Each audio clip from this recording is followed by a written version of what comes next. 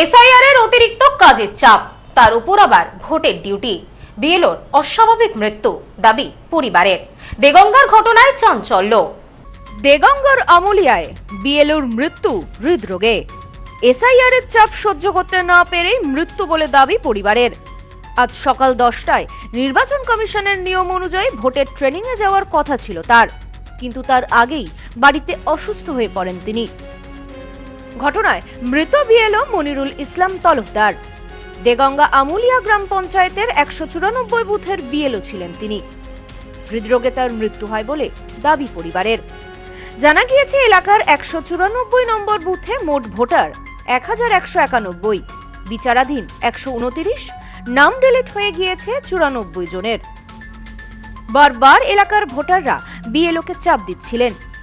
সমস্ত ডকুমেন্ট দেওয়ার পরও, বৈধ নাগরিক হবার পরও তাদের নাম কিভাবে বাদ যাচ্ছে, এমন প্রশ্নের মুখেও পড়তে হচ্ছিল তাকে। এই মানসিক চাপ সহ্য করতে না পেরেই হৃদরোগে মৃত্যু হয়েছে বলে দাবি পরিবারের। এর আগেও এসআইআর হয়েছে, কিন্তু এই এসআইআর 2026 যেভাবে হচ্ছে এবং বিএলওরা যে অমানবিক পরিশ্রম এবং মানসিকভাবে যে চাপের মধ্যে আছে, সেটা আজকে আপনারা দেখতেই পাচ্ছেন। একটা জলজান্ত মানুষ চলে গেল পৃথিবী ছেড়ে, এবং ও নিশ্চিতভাবে খুবই সমাজের সঙ্গে এবং পাড়ার সঙ্গে খুব ভালো রিলেশন ছিল, এবং ও চেষ্টা করতো কেউ যেন বৈধ ভোটার একটাও যেন না বাদ যায়। কিন্তু তা সত্ত্বেও 90-এর উপরে বৈধ ভোটার যারা এখান থেকে কিন্তু ডিলিটেড হয়ে গেছে। এটা নিয়েও মানসিকভাবে ভীষণভাবে বিপর্যস্ত ছিল। রাতের পর রাত জেগে থাকতো। আমার কাছের মানুষ, আমরা একই সঙ্গে একই স্কুলে চাকরি করতাম, ঠিক আছে, এবং ও কাজের দিক দিয়ে ভীষণভাবে ডেডিকেটেড যে কাজটা করে, এবং ও বিএলওর কাজটা এর আগেও মন দিয়ে করেছে। পরিবার সূত্রে দাবি, রাত দিন 24 ঘন্টা কাজ করেও একের পর এক বৈধ নাগরিকদের নাম বাদ যাওয়ায় টেনশন করত তিনি। বাড়িতে ঠিকমতো খাওয়া দাওয়া করতেন না।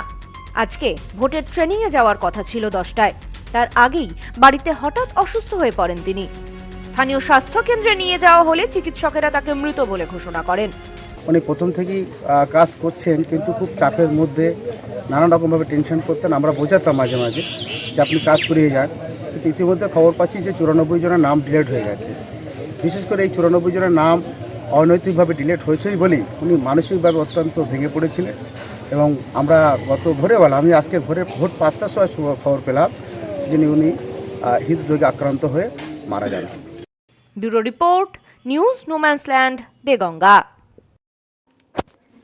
পশ্চিমবঙ্গের উত্তর 24 পরগনা জেলার বনগাঁ এলাকায় সুধীর কর্মকার কলেজ অব এডুকেশন এক স্বনামধন্য এবং অতি উল্লেখযোগ্য শিক্ষণ মহাবিদ্যালয়। বর্তমান এই শিক্ষক মহাবিদ্যালয়ে নতুন শিক্ষাবর্ষে বিএড অ্যাডমিশান চলছে। তাই বিএড অ্যাডমিশান নেওয়ার বিষয়ে যে সমস্ত শিক্ষার্থীরা আগ্রহী, তারা অতি সত্বর কলেজের অফিসে এসে যোগাযোগ করবেন। আমাদের কলেজের ঠিকানা গোপালনগর, চরচালকি, বনগাঁ, উত্তর 24 পরগনা।